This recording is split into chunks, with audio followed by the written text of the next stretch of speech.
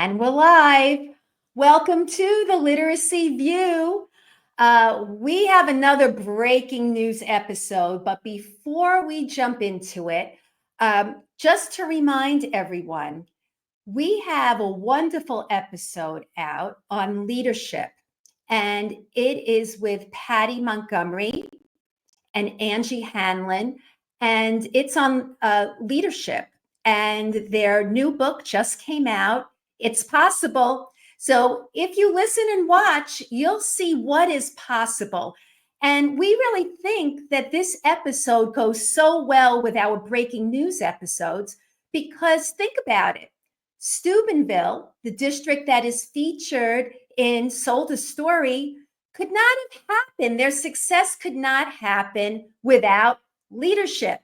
So you could get to learn a little bit about what works from Patty and Angie and watch our episodes as we dissect Sold a Story. So again, before we get started, welcome everyone. Yeah, everybody's jumping on. This is getting juicy and spicy and all those good things. Hi, everybody. Hey.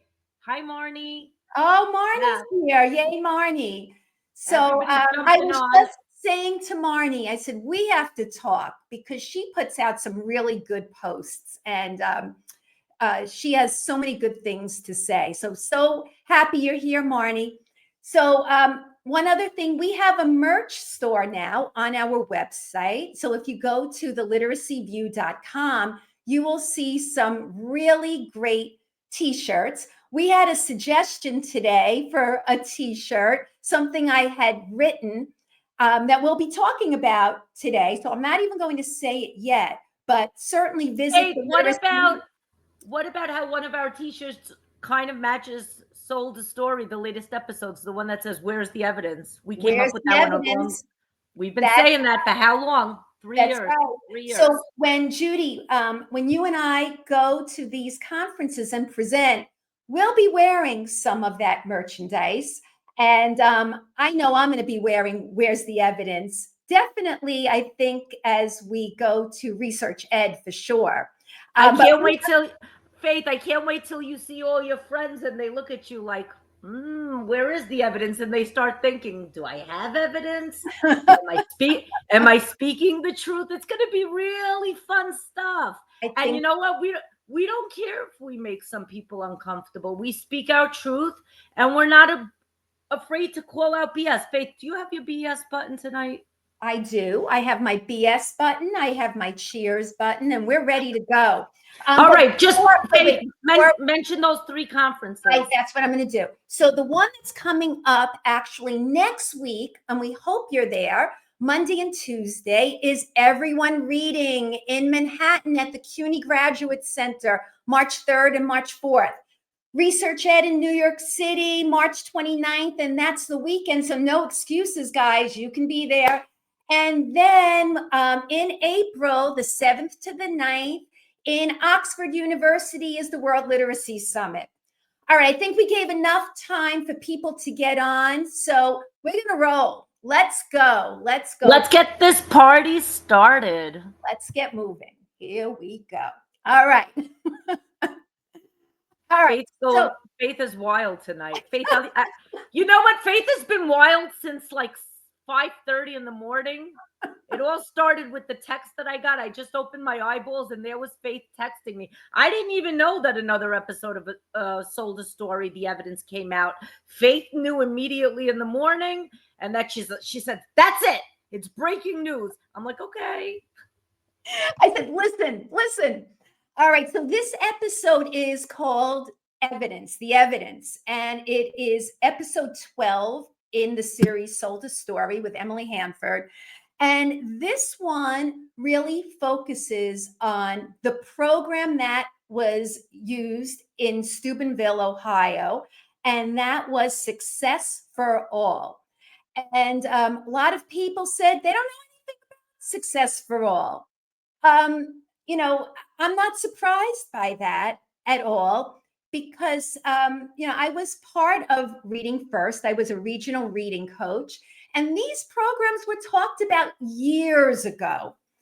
But what happened eventually was the funding was taken away from Reading First because there was some controversy about certain programs being pushed and other ones that were being held back. And it turned into a whole program war.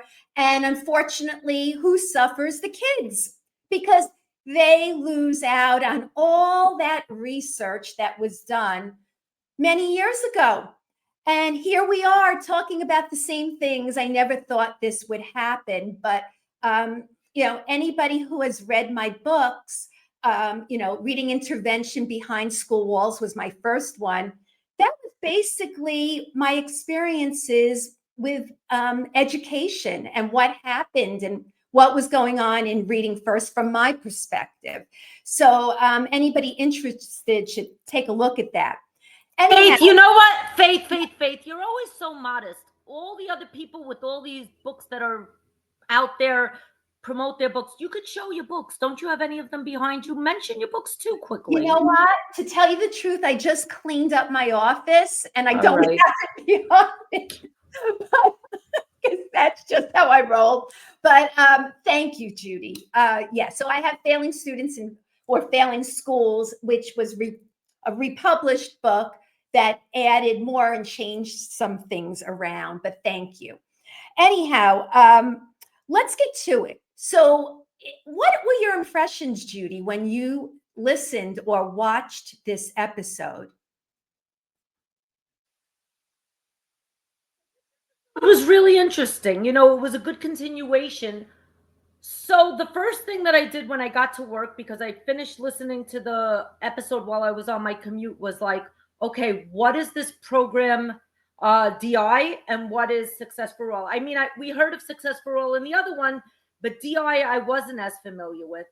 I never actually worked with either of these two programs. So my assistant principal and I, we immediately ran to our computer and we started looking it up. And when we saw DI, a couple of familiar names popped up on the screen. I think it said McGraw-Hill, which I thought was interesting. And then I saw SRA, which is the reading program that I was trained in as a little kid in the 1980s when I was growing up. I remember these colored cards. They were I had them too. I had them too. So they were the SRA. I think they were called the laboratory. It was in a box, SRA. Yes. This was in the 80s. Yeah. Yeah. So this was in the 70s. It's been around a long time. And yeah, we had these cards and it was all individualized. So you picked the card wherever you were, you would go through the whole series of colors until you would get to the next color. So I think though, when we talk about direct instruction, DI, the focus is really on reading mastery, corrective reading, the intervention, somewhat spelling mastery. But these programs have a ton of research behind them, as well as, of course, Success for All. And what happened was both of these programs had a lot of evidence, but because of this war of programs, and Reading Recovery was part of that war, it turned into something that was not about the kids. It was about, you're pushing this program, you're holding back this program. And of course, the federal government isn't supposed to get involved with individual states. And even though Reading First was a federally funded initiative, it was up to the states to carry out these types of things and make good choices. And they were not supposed to be told, what to do, which program to choose. So, it was a lot of, bad choices, I think, that were made along the way, but with good intentions, because Reading First was about getting the research out there. So one thing that stood out to me in this episode was how all of this kind of came about. And one thing that was mentioned by Nancy Madden, she was one of the researchers along with Bob Slavin. for Success for All was she said they looked at all the types of things that work, and then they created a program around what works. Not like they had this theory in their head and they're like, okay, we think, kids all need to love reading. So we're going to do everything possible to make it just like so fluffy and fun. And they'll just pick up the skills as we go. This was really researched, looking at what works, all the components. And I had a lot of people today, Judy, who messaged me and said, well, UFLI is evidence-based, and they're right. I want to put it out there that there are a lot of programs that have evidence behind it. But this was about school reform where they looked at all the components to really look at wholesale change, like looking at how to change a school and looking at kids from low-income homes and many Black and brown children attending these schools. So that's what makes this unique, these two programs in particular. So it's not like other programs don't have research, but these are programs where it's been around for 25, 30, 35 years. That says something. Your thoughts? Right, Faith. So I agree with you, but let me ask you something. On the Literacy View, we've been screaming from the rooftops, and our beloved Maureen is here and so many other great people. We've been saying it's not about the program. It's not about the program. It's not about the program. Pedagogy is key. So how do we feel right now? Because there are now, based on evidence and data, 2 programs listed by name that are being said to be highly effective. Mm-hmm. What do we do with that information? We've been screaming. I mean, Faith, we made a merch store that says topic, not people, pedagogy. That one. You know the one I'm talking. Yeah, that one. I feel like I'm on the spot right now because I'm on the air. And it's been a long day at work. So you know what, Judy? So are we hypocrites? I don't think so, because I still feel the same way, because here's what we're looking at. We're looking at what Nancy Madden said she looked at. So the program was, as she said in her words, assembled. She assembled all the factors. What are the factors? Attendance, making sure kids get to school. You can't read if you're not there, right? Thank you. Wait, can I say something about that? Yes. That really speaks to me. You know what? Sometimes in my school, I'll hear announcements and it's always the principal's voice cheering out attendance.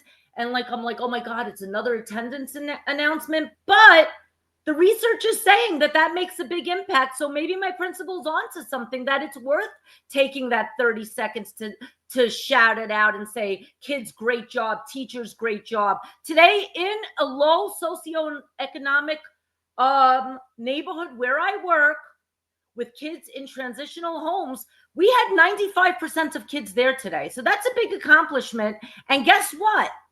I don't have all the evidence and data yet because it's not the end of year benchmarks, but we're really seeing a lot of kids gaining in terms of oral reading fluency. We're seeing a lot of kids doing better on, their screeners. So there's definitely probably a correlation between attendance, and maybe it is worth taking that 100%. Time. So Maureen just put up, you still need a curriculum. You bet. That's the other piece. You have to know what you need to know. All right. It's plain and simple. You need to know what you need to know. And so once you know that in the early grades, phonics is super important. Above all, language is, basic, right? In pre-K, these kids were getting strong language instruction, making sure they speak in complete sentences. So you have to know what you need to know. You have to know your curriculum. The program needs to be aligned to what should be taught. but sometimes it's not an exact match. But if you know if there's something missing, you'll know how to fill in. You'll know how to make it work. And even programs, dare I say, the BL type programs, you can even make those work if you know what's missing and if you know how to make adjustments. Is it better to have a program that has all the components? Sure. But no, I'm still not about the program. I'm about knowing what needs to be done. So it's tutoring during the day, making sure that kids are getting instruction and they're being scooped up immediately as soon as you assess these kids and you see what they know and don't know, and you're putting them in skill groups. That's important. So I still feel we're not hypocrites. I do feel that you could have lots of different programs, and we've talked about great programs. We've talked about speech to print programs. I am a big believer in them. We've had on Debbie Hepplewhite with her phonics program. Excellent program. Lots of excellent programs out there. We had Holly Lane on with UFLI. But in the end, let's look at what Steubenville did. They happened to adopt a program that had these elements in it because these particular researchers looked at school reform, not just a phonics program. Faith, I got to interrupt you. All Yeah. right. I got to ask all the tough questions tonight. I'm feeling a little bit feisty. Now, you know that the entire country is listening to these podcasts, right? Including ours, right? Mm-hmm. Don't you think that a lot of schools are now going to start thinking, did we make a mistake adopting these programs that were on these lists that these states put out? Should we jump ship today? There's going to be a lot of people thinking, oh my God, did we make a mistake? Did we rush to put something on the list? Should we abandon what? And you know what? Many schools are probably seeing giant pockets of success. And now they might be like curious. Oh my God. Should we jump ship? Should we continue doing what we're doing? Right. Did we make a mistake? What's your thought, Faith? Okay. So look, here's what I think. It depends how much they are invested in this, right? So if they just adopted a program, no, make it work. Find out and do a good job of looking at it carefully, knowing your curriculum, knowing what should stay in and what could be removed and what works, and understanding how to move through the curriculum appropriately. But Faith, I'm going to interrupt you. But what if some people adopted something that they think is crap? You know what? Teachers don't have a choice. And so that's the reality. People are making decisions, and it's not in the teacher's hands usually. Sometimes there's a team of people, and some teacher leaders are part of that committee. But generally, teachers have to do what they have to do. But they could still bring it to their school's attention and say, hey, you know what? I watched Sold a Story, and here's what I think we're not doing. We're not spending enough time on oral language. We're not spending enough time on the practice of phonics, right? We're just teaching phonics, but we're not giving enough time during the day for these kids to make it gel. So those are the types of conversations that I hope people listening here could bring back to their schools. All right, but I'm going to go back again. I'm going to be really tough tonight. States put down programs that claim to be evidence-based, but don't really have a lot of evidence and research behind them. Do we hold people accountable for making us put those things down on legal documentation thinking that this is going to be the end all be all to solve the literacy crisis.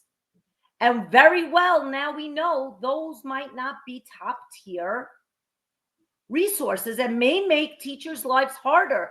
A lot of teachers are really struggling in the field using resources that aren't as effective as they may be. And yes, They can't juggle it all. Maureen is right. She says it's not just the program, and we know that. It's all the factors that like a school like Steubenville put in place. But at the same token, I'm in the field and I see that it's really hard, that some elements of literacy programs are really solid and some are not. And now teachers are struggling to make something that claims to be evidence-based better. And they shouldn't have to, because you know what? Teachers have families, teachers have kids, teachers have a life, and nobody's thinking about them. And you know what? I understand that everybody's intentions were really good when they put these things down on paper. The urgency was real and we all felt passionate. But should we think about and consider what the consequences of possibly rushing to make those decisions were? I completely agree with that. I think that a lot of these decisions to jump to certain programs and to limit choices, and that's another thing we're going to talk about. These lists, like these approved lists of programs where some make it, some don't. Sometimes it has to do with something that's not even about the program. It's about political interests, special interests. It's like politically charged money, right? All these types of things that, again, it's not about the children. And I've said this before, when people say, oh, we don't have enough money, there's not enough money. I'm like, you know what? It's not about the money and it's not about the children. And when I say it's not about the money, it's not about spending the money on a certain program. It's really about how the money is being used. And it's often used in a way where it's about the adults in the room. And I said this earlier, it's usually about the adults in the room and not the children. So let's talk a little bit about these approved lists. All right. So think about this. And I said this on the last episode, how unbelievable it is that, Success for All did not make the cut originally. I mean, and who decides that and why?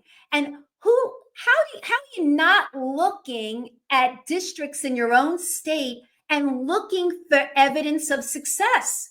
That does not make any sense. Does not make any sense. And I cheer you on, Faith. And you know what? This conversation started again. It was probably 7:30 in the morning. And we started talking about this. And I'm like, Faith, how did this happen? And I'm like, maybe people didn't know. And Faith was like, Judy, stop it. Stop it. Stop it. She said, people knew. I was like, oh, maybe there was miscommunication. So that's very good. Let's dig into that one. And I hope people start writing more stuff in the comments. How could that have happened, that there were so many pockets of success, yet these two programs weren't on the approved list? They weren't on the approved list where I am in New York City. I don't think they were on the approved list where I am and where I live in Connecticut. So what happened? Well, even if they're on a list, often they're not chosen. And here's why. Because just what was said last time on episode 11, a lot of educators don't want to follow a script. They feel it's not creative as a teacher, that they have to follow a script. And yet the only way you could really track evidence and compare is if everybody's kind of following a script. Doesn't mean you have to be a robot, but you have to kind of all have a certain common understanding of how the program works, have a certain common language. And, a lot of people don't want to do that. So I could tell you that here where I am, even when I was a regional reading coach for Reading First, we did not see Success for All, and we did not really see DI. The only place we saw DI was in intervention with corrective reading in some pockets, but I didn't see reading mastery at all. Faith, was DI, and you may not have the answer, but maybe one of our viewers has it. Remember the Reading League made that tool, the curriculum implementation tool or some kind of tool? Yep. Mm-hmm. Were those two on that list? You know what? That's a good question. I don't know offhand. But here's the thing, again, moving away from programs. If you have that Reading League tool and you know what are some of the important elements that should be taught along the way, and you're also looking at school reform. Now, I don't know if those were any of the factors that were on those forms. I don't seem to remember attendance. I kind of doubt it. But there are these other factors, that might not be directly related to reading, but there's an indirect relationship with how kids function, how they show up ready to learn. Are they coming to school? Are they getting that immediate help? So we know that there are really good intervention programs, but are the kids immediately receiving them? Are they getting that immediate feedback? Are they in skill groups getting those interventions? Or are the groups kind of varied and not really targeted? Those are interesting questions, I think. The chat is exploding, Faith. We have so many amazing humans here tonight. This is wild. This party just got. Look who's here tonight. We have a lot of comments. You want to look at some of the stuff? Okay, let's look. Let's look and see who's with us. We have Leslie back. Hi, Leslie. We have Marnie Ginsburg. We have Maureen Booby. Elise. We have David Pelk. We have Diana Morello. We have Laura Warner. So we have a lot of people. We have Tiffany with us. Can I read some of the comments in the chat and see if we could address some of them too? Sure. All right. So great comment. First of all, we had Elise said reform. Boom, boom, boom, boom. Then we had Maureen saying 1,000,001 good things. I might have to make Maureen hop on this call with an invite. She said oral language essential. Exactly. Make sure all your students are answering questions and speaking in complete sentences. Make sure you foster that in your classrooms. And she also said teacher knowledge is not optional. And it is not just the program. It's all the factors that Steubenville put in place. Maureen has been chanting these kind of things from the rooftops for at least 2 to 3 years with the Literacy View. Now we have Diana. Let's see what Diana has to say. I didn't read these comments yet, so I'm just reading them live. If you had a wonderful preschool program like this, would you encourage those interested to come in and observe? I hope so. I hope that we start seeing more of these pockets of success. I think that's one thing that does not happen enough in education. How often are we seeing these pockets of success? Are we just seeing people promote these pockets of success on social media? Or are we actually getting teachers in those classrooms, seeing what's happening, getting administrators in there? Wait. I just want to say something about that. So, we have a friend, Sherry Lucas Hall, who was with us. And I saw Sherry put up, what are we doing for Black and Brown communities? She just put that up. She always puts that up. When she looks at what's going on, she always thinks about what's going on in Black and Brown communities.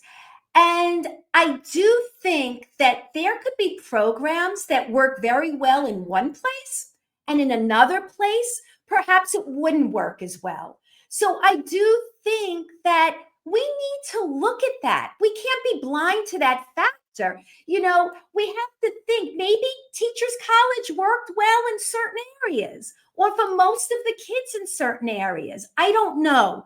But then you put that same structure into a low income community, it could be totally different. So those factors have to be considered too.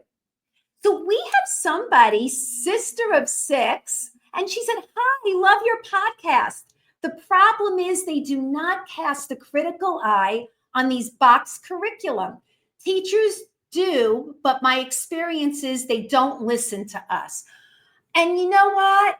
I would absolutely agree. I would agree. And thank you for loving us. We love you too, sister of six. And then Tiffany Dythorn, I hope I'm saying it right, Dythorn Bugler. She said it really is about teacher knowledge. You better believe it. You better believe it. And then Leslie said, who was the SFA publisher? I think was SFA, was it McGraw-Hill? Was that the name that came up? The one for Success for All? I don't know. No, actually, that was, I think, the other one. I really don't know. Did they have marketers, lobbyists, and what we call covert lobbyists now in 2025? Maybe without that, no matter how good, won't make it. So again, I think Leslie is talking about, again, how we have influencers. They had them then, they have them now, could be, but I'm looking at the leadership in Steubenville. And I know Marnie mentioned that maybe this program didn't work as well in other places, but because they had strong leadership. And that's why we encourage you to look at our episode with Angie and oh my goodness, I'm going blank. Help me, Judy. Say that. Wait, what did you just say? Our episode that we just had on leadership, we had, who was Angie Hanlon, Angie Hanlon, and Patty Montgomery. Patty. Oh my goodness, I'm so sorry. I said, are you proud of me? My memory is on point. Thank you. Anyhow, everyone should see that on leadership. Listen, how could your memory be so on point? We do like 20 episodes a week, Faith. I know. It's hard to keep up, but we're doing it. We're doing it. Here's something from Laura Warner. Exactly. And teachers skip and think that once they have CVC, they don't go any further. They abandon the scope and sequence and put kids on Read Live. So, this happens too, that they mentioned this in the podcast, that there was this choose your own adventure type of thing going on, still goes on, where, if I don't like this, I'll leave this out, I'll add this in. And some of that's okay if you know a program and you know the faults of the program, but you first have to learn the program really well. And so there's that fine line between fidelity and integrity, right? You don't want to be married to something when some things are just clearly not working, but you want to make sure you're really teaching the program and being true to the program. And you can't just jump around and pick and choose. And that's what happens, when there's a free for all. What else? Let's go back to talking. Let's go back to talking to each other. We're going to keep the chat open. We'll come back to the chat. I just want to say one thing. David Pelk said, we had Reading Street. Oh, I know that one. Scott Forsman, during Reading First, never really learned how to use Dibbles effectively. Well, you know what? I have to tell you, this is why core programs get a bad rap, because those were the types of programs that were approved. And then you have other ones with a ton of research behind them not being chosen. So again, there is this special interest, political reasons for choosing certain things. But I'm glad he brought that up. I'm very familiar with that one. And we had to do a lot of supplementing for that, I could tell you. And there were a lot of them that were really not fabulous. So anyhow, getting back to the two of us talking, what did you think about this comment? I love this. This was something that Bob Slavin said, but not during the interview. This was said before, but it was brought up. And he said, should we build a fence at the top of the cliff, or should we put an ambulance at the bottom? I love that. I just love that. I'm going to say it again. Should we build a fence at the top of the cliff, or should we put an ambulance at the bottom? Well, I think in education, we've been putting an ambulance at the bottom, and we haven't done enough to prevent kids from falling off the cliff. That's a problem. That's why we're here. That's why this has been going on for so many years, because we're not really looking at prevention. With that. And I think that's why schools are exhausted. We're always in emergency mode. We're always trying to fix something rather than thinking, okay, this is what we have to do so that we prevent this failure next year. How do we redesign our literacy block? Let's not always like solve problems when we see low data. Let's think in the summertime before the school year starts. You know what I mean, Faith? Mm-hmm. Yeah. We can't just wait till there's an emergency, because it's almost like when the body, right? When you don't eat and you starve yourself, your body's in emergency mode. And I feel like that's the mode that schools have been in for such a long time, because we've had such a cycle of failure. And I think not everywhere. Obviously, Steubenville didn't have a cycle of failure, but many of our schools have. Oh, I think they did before. Before they adopted this, they had, I think, half the kids, or I mean, I don't think right. They were doing well. That's why they were. But they've had such a long cycle of success too. Yes, yes. But what I'm saying, Faith, is that it's very hard now for a lot of schools. There's been years and years and years of poor data, and it's almost like a lot of schools are trying to dig themselves out of a hole. And change takes time, and it takes a lot of energy. So what are your suggestions, Faith? Because a lot of people are struggling, and a lot of schools are still not seeing the data and the outcomes that they want. And you know what? The truth of the matter is we can't really blame COVID anymore, right? So how do we start, seeing more success and accepting where we're at, but also moving forward? Because there has been a cycle of failure for a very long time. So I think, look, we need to look at the schools that are doing it right. I think, in the other episode, they mentioned Karen Chenoweth. I hope I'm saying that right.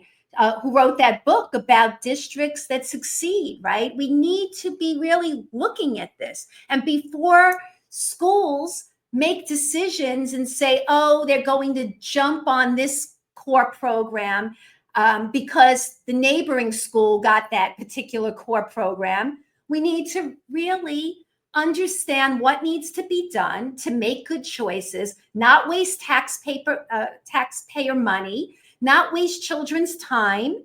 And, it's unfair to children. And somebody asked me today or mentioned to me, oh, well, those programs were during Reading First. Like, we have so many good programs now to choose from. And there are good programs. But, come on, if you have something that there's success over the long haul, why in the world are we trying to reinvent the wheel?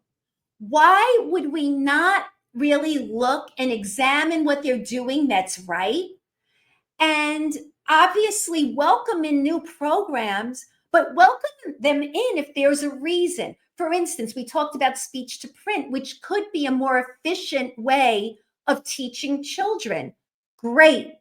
But you know what? We still should be doing the tutoring, the skill groups, the attendance checks, all of those other things that possibly would make the cooperative pairings. Oh my goodness, the cooperative learning. That's huge. That's huge. Remind our listeners what that is for the listeners that may have not been caught up to speed on that one, Faith. Right. So this was mentioned last time, and cooperative learning is giving the responsibility over to children to do some peer coaching where they are maybe listening to a friend read and giving some advice. And they're doing this with the youngest children. It's amazing. But what they're doing is they're focusing on the most important things: oral language, building that language comprehension, vocabulary, excellent phonics instruction, capturing, the attention of kids by making sure that they're all on task, making sure. Yep, go ahead. Yep. Also, one of the key things that kids need is feedback, specific feedback. And guess what? Kids will give each other good feedback if they're getting good, specific feedback from the teacher. I love that. I love that. And you know why I say that? A, I've been doing this for 1,000,001 years. And B, Faith and I, we're still in the trenches. Where are we during the day? We don't work for a publishing company. We don't work for any of them. We're in the classrooms. And today I was in a classroom and I was listening to a kid read. And I saw a kid monitoring and self-correcting. And you know what that tells me?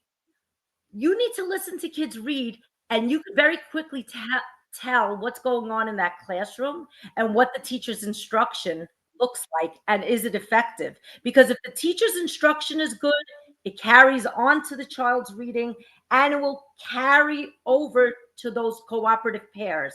So feedback is a key piece of instruction. Don't tell kids good job, bad job. Give them specific feedback. And that was another big thing, especially in the other episode of Sold a Story. But Faith, I have another question for you. Okay.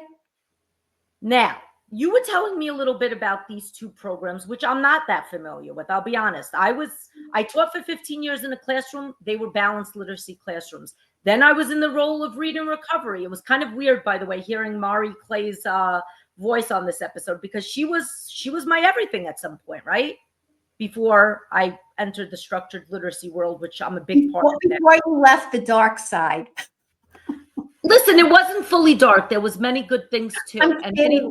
I know. Go ahead. So what do you want to ask me? My point is, you explained to me, because I ask you 1,000,001 questions every single day, that these two programs are comprehensive programs. I was like, Faith, are these just phonics programs? You were like, no, they're comprehensive. But at no point in these two episodes did Emily Hanford say, oh, these are knowledge building programs. Can we talk about that? Yeah. So, that doesn't mean that kids are not. Can I say why I'm asking you that? A, that's all you see on social media. There's like a new camp that's developed. It's a camp. I'm not part of that camp because I'm not in any camp. I'm in the camp of helping kids. But there seems to be a big knowledge building camp that seems slightly uncomfortable today. They're like posting away on social media because of many factors. Let's talk about it. So here's the thing. I want to just be clear that, that this was not about schools that were adhering to a camp, right? They knew the ingredients, and then the program was the recipe, right? They followed the recipe. They had good ingredients and they followed a recipe. Knowledge building, K-2, pre-K to 1, is not the important ingredient. That doesn't mean that kids should not be read aloud to with great books. It doesn't mean that you don't give them complex material to talk about. But in the earliest of grades, the main thing is building that oral language, having them read the words on the page, right? Vocabulary, giving them opportunities to write. But it's phrasing and fluency, instruction. Getting that all together. And then it becomes more important in second grade. And then by third grade, then it becomes really important. And you could see that these programs, and I'll talk about Success for All, they use trade books. They use sets of trade books and basal readers, because by that point, it doesn't really matter. It matters that kids can read and are given complex material to read because they can. They can handle it. They can have those rich discussions. It's timing. And so it doesn't mean that you don't do some of these things in the earlier grades, but you have to realize there are only so many minutes in a day.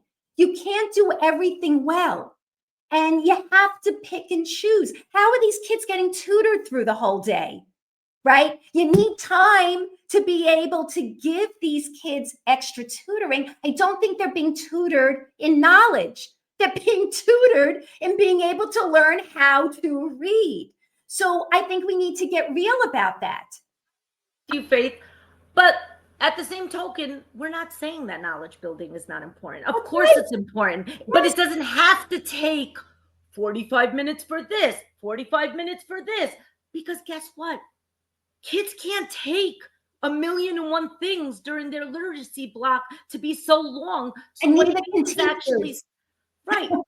You have to just budget your time wisely. I mean, we had an episode, and I said it on the last show, with the UK, Kathy Rassel, that said that in the UK, they don't have a program. They do a lot of their quote unquote knowledge building through read alouds. And they're having a lot of success, and they align it to the skills and the standards. Now, does that mean that their read aloud has to take up 2 hours of their day? No, but you could still have great results by managing your time effectively and prioritizing what needs to happen. But never once on this show did Faith or I say that building kids' knowledge is not important. But we did also say, and a lot of people out there don't prioritize this, is that strategy development is very important too. Because you can't just think that through the power of osmosis, kids are going to know how to do something. There are research and evidence-based strategies. Hi, Leslie, think SRSD, that tell kids how to do something. There's research and evidence on how to find the gist. And that's one of the biggest problems in education right now that I'm seeing in the field, that a lot of teachers don't feel well equipped enough. We've spent a lot of time, helping teachers with the foundational skills. We should also help teachers with those strategies on how to teach teachers how to teach comprehension effectively. Faith, I want to just read one really good comment from David. He said, I love these pop-up live talks about current literacies events. Great work. Is anyone else worried about the state-approved program lists? He says, I'm a little worried about publishing companies with lots of money driving decisions more than good instructional practices, leadership data drives, and coaching. Lots of neighboring cities are picking up the same programs without any real evidence that it's working. David, I hear you. I feel you. And I'm worried too. Faith, are you worried? He's getting a big cheers. Because, yes, I am very worried about this, because history repeats itself. We see this all through time. This is what happens.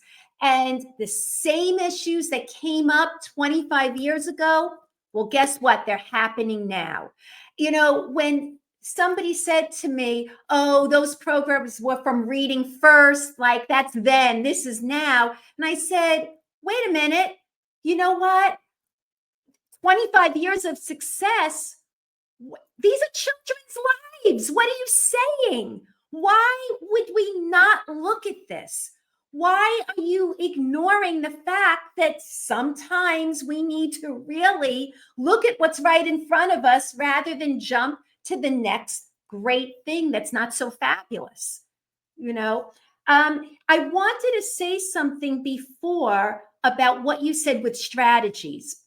So a lot of times people say, look, we've done that already with guided reading and Fontes and Pinnell, and you see where that got us.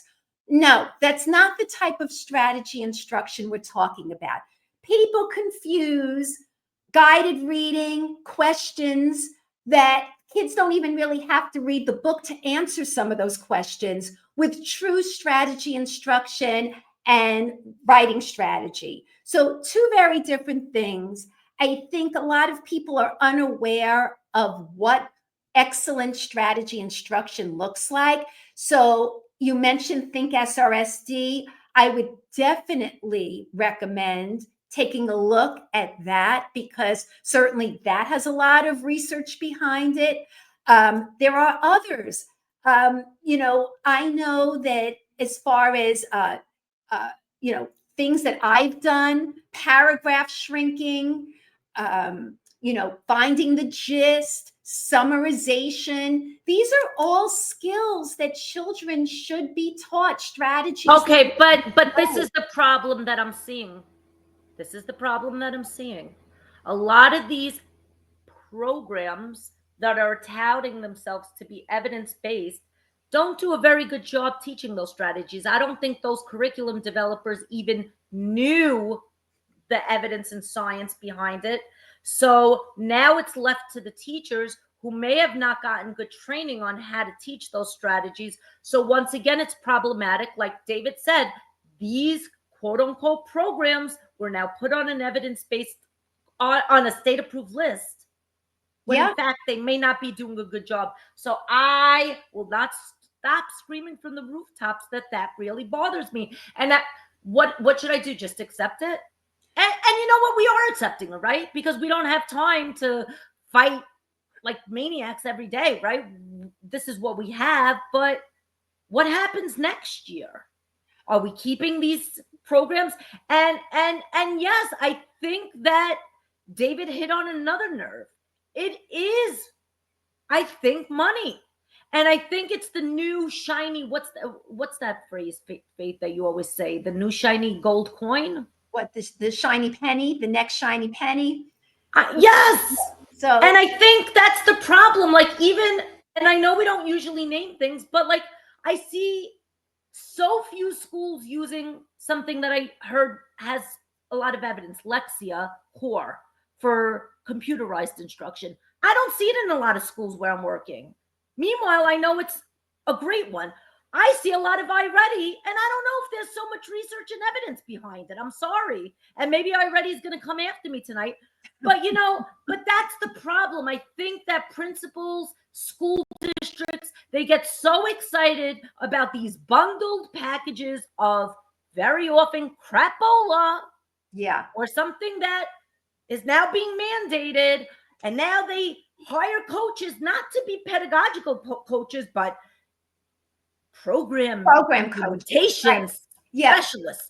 It's annoying. Well, you know what? Here's the issue.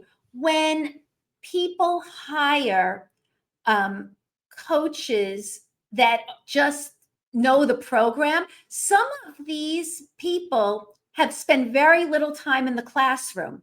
They learn the program, but they don't have the broader perspective. And that's a problem. So, it's like they know what they know, but they don't know the bigger impact. They, and that's what happens. They are more like sales reps that do training than true coaching, where people know the instruction that should be taught. Here's another thing that they're not looking at.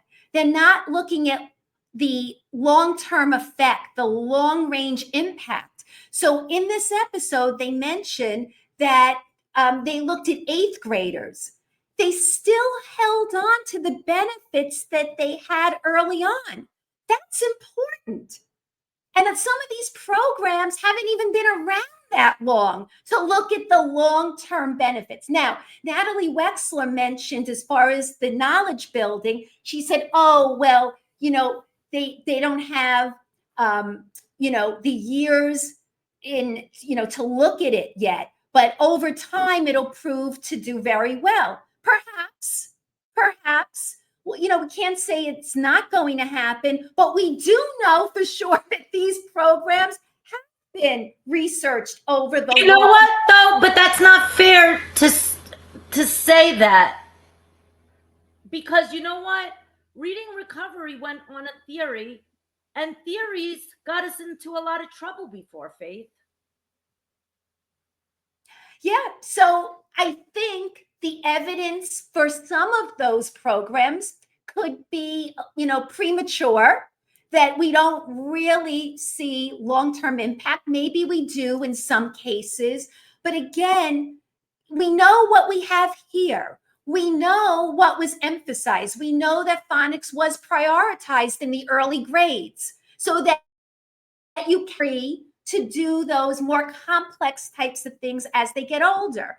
So, again, not to say we're not building their knowledge, not to say that we're not providing complex material, but that's not what's driving the success here in the early grades. Let's be honest here. I have to talk to you about something. That's it. Here I go again, Faith. You're giving me that look, but it's all right. I don't care. Yeah. I want to know, did this episode address, this is what's going on in schools.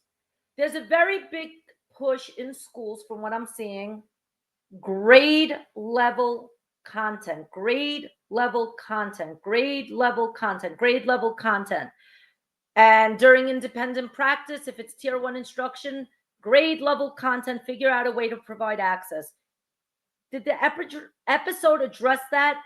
Because I know in the other episode, it was mentioned meeting kids where they're at, working with kids on the skill that they're working on.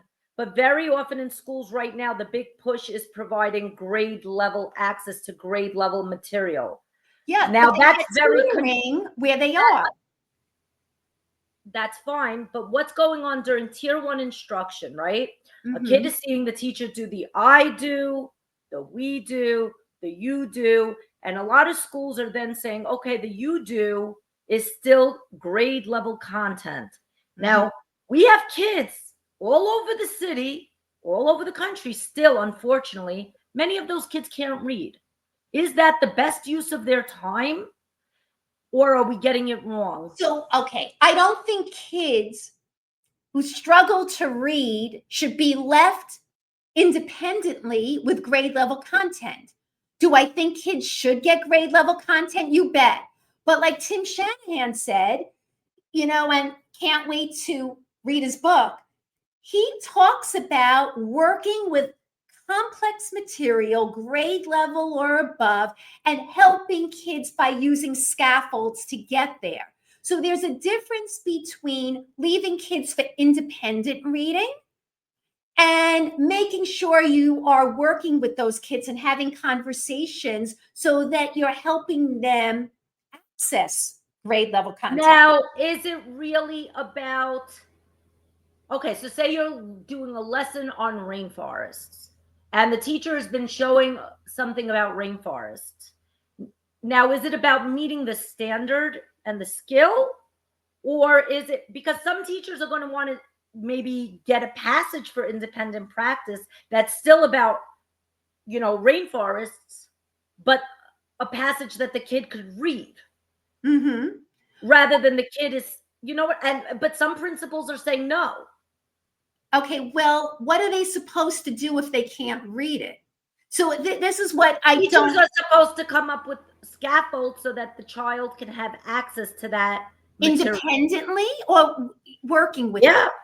No, independently. You might need to take them into a small group, but you're supposed to figure out ways to provide them access. Taking them into a small group is not independent. So that's right. You know what I'm saying? During independent time. But what I'm saying is it's very confusing sometimes. It's also, it's hard because, yes, I know tier 1 instruction is important, but very often kids that can't read are being exposed to content that's way above their zone of proximal development of what they're able to master. And some people might say that's great. We've spoken to Tim Rosinski before, and he said, with shared reading, you could expose them to, stuff that's above where they're at. Shared.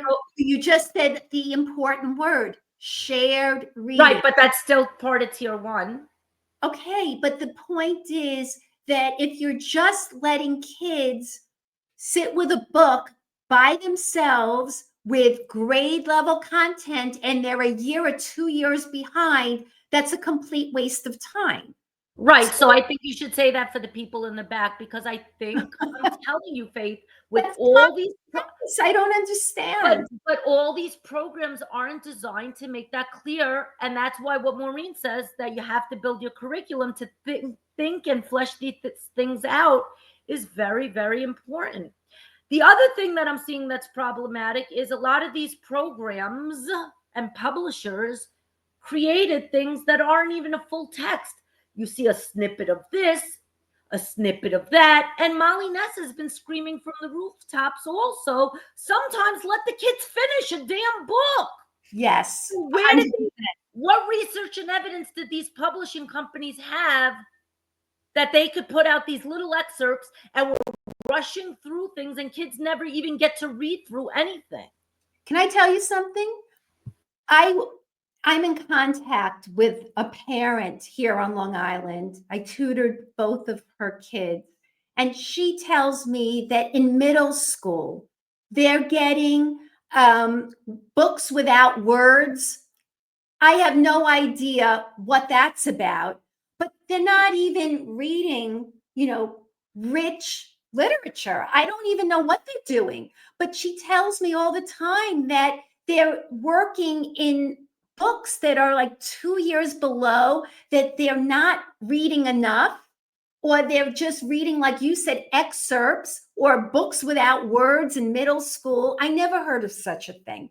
Honestly, I don't even understand. But going back to Sold a Story, I think Faith was on it. There wasn't very much talk about that, right?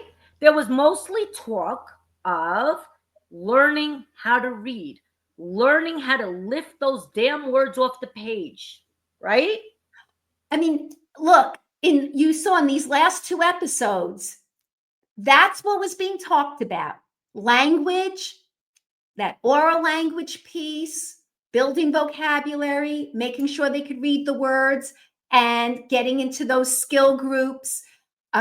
Lots of tutoring. All the people in the building were responsible for helping kids, the gym teacher, the art teacher. These are tutoring with the high school kids that came back, college students. That saw the familiar program that they were trained in as a little kid. And the other thing that I really liked about that other episode, all hands on deck, like you just said, Faith, and everybody in the whole building was doing literacy at the same time. So it wasn't, I do it in the morning and people are running around and you don't have enough coverage. No, all hands on deck, skills-based grouping, and everybody's doing it at the same time. You know who just joined? Our good friend Nate, the great Joseph. And you and Nate had a little conversation this morning, didn't you? We did. Nate asked me how I could say that those were the only 2 programs with research. But maybe I didn't make it clear, but I have to say. So are you having a date with Nate right now? Nate, I hope you're still on here, and I hope you're typing in the chat, Nate. Here goes Faith. She's about to get wild. No, I'm not. I said it before. Maybe Nate wasn't on, but I said before, it's not that there aren't other programs with research, but we need to look at low income, Black and brown communities, and it's more than just a phonics program. These were programs where they prioritize school reform, whole school reform, something beyond just a slice of a program. They looked at the bigger picture and what works. So like in DI, there's that precision teaching, making sure that you're always looking at data and moving kids and giving them enough practice opportunities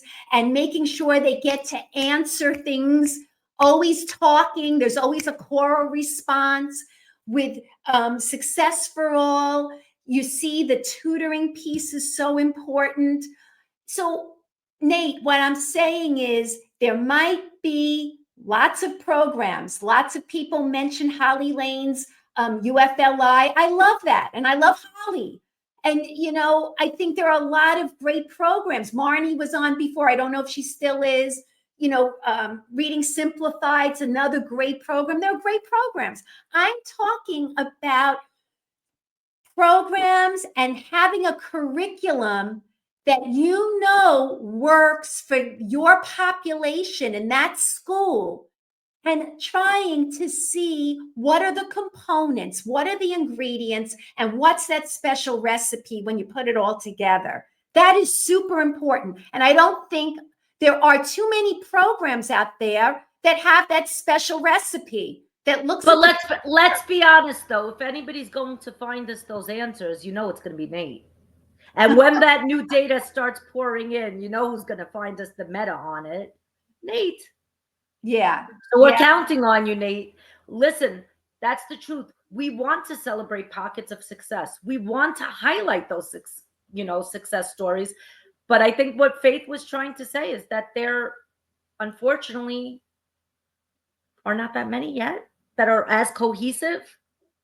Well, and that address all of those factors, and I think that's something in the future we need to start looking at that. So Holly said for her program, she stays in her lane. Holly Lane stays in her lane. And you know what? She knows the phonics piece. She does it well. There are a lot of great phonics programs out there. I mentioned Debbie Hepplewhite with, her program. Can we stop right there for 1 second? And I think that what you just said is really important because, a lot of people are listening. And I don't want everybody to think that they have to just drop everything that they're doing if it's working and if it's strong. We don't all have to do exactly the same program. It's all about monitoring your data, seeing what kids are doing, looking at your screener data, and seeing, is it working? And when it's not working, refining it. And if it's not working after many, many years, then you could think about, okay, do I have to, like Faith, right? Didn't we have a principal reach out to us the other day and they were like asking, do I stick with it? I've been doing this for 6 years. I'm not getting the right results. And Faith, tell our viewers what you told that principal out there. So I said, you have to make a decision and take a look at what is working. Is it worth it? And sometimes you do want to say, all right, you know what? We have too many kids going into special ed. We need to change this up. That's one reason. There are multiple reasons to say, all right, we had enough. This isn't working. But sometimes it requires a small tweak. Sometimes it's just trying to refine and work with what you have. So again, if you know your curriculum and you have some good coaching available, because teachers are going to need really good professional development, not just in a program, but having the big picture knowledge to know how to move in and out and make decisions and, tweak when possible. That's important. Yeah. And sometimes, maybe one part of your literacy program is working well, but another part is not. So maybe you're keeping one or refining the other. We spoke about that with the principal too.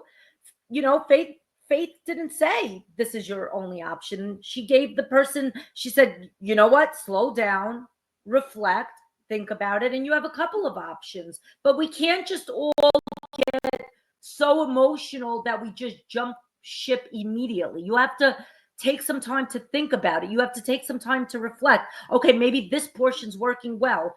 If you have a knowledge building program, maybe that part is working well. Maybe it's not. If you have a phonics-based portion, maybe it's working well, maybe it's not. Or maybe you want to switch and have something like what Emily Hanford spoke about that has all the components. But don't just jump ship because it's the cool thing to do, Reflect on what's working, what's not working. And I think Rebecca Miles just wrote something interesting. She said the special recipe includes leadership and systems. That's very important. Systems that look at the data with a problem-solving model and solutions. Right. And David Pelk said, don't forget about EBLI, right? So again, there are so many good programs out there, but I don't want this to be about just us listing a bunch of programs. We're doing this because I think what came out of this for me was how they went about developing Success for All. That should be a signal to anyone who wants to create a program, really looks at how they did this. They looked at all the right ingredients, and then they assembled those ingredients, and then they tested and researched it to make sure that it was the right mix and the right balance. So, that is super important. Another thing that I think we're not even talking about is the publishers, right? So Heinemann had a real in when all of this turned sour, right? When some of these programs were being charged where they was, trying to steer people toward one or away from another. Guess what? Heinemann came in and said, "Oh, we're not about programs." And so that's the downside about not going with a program. It could become a choose your own adventure easily. And that's not what Judy and I are saying here at all. And that's the other extreme. It's like in politics when you go from extreme left to extreme right, and there's no middle ground, right? That's what's kind of happening here. And so Heinemann was able to kind of scoop in, and they had the right time to come in, just as people were questioning, the value of programs and having a list. Oh, you know what? We don't use programs. And they had suggestions, and they had feel-good books. Well, they came in again with a shiny new name and stuck a sticker on their new thing and called it an evidence-based. That's how it works. Yes. That's unfortunately how it works, and it's unfortunate because kids' lives are at stake.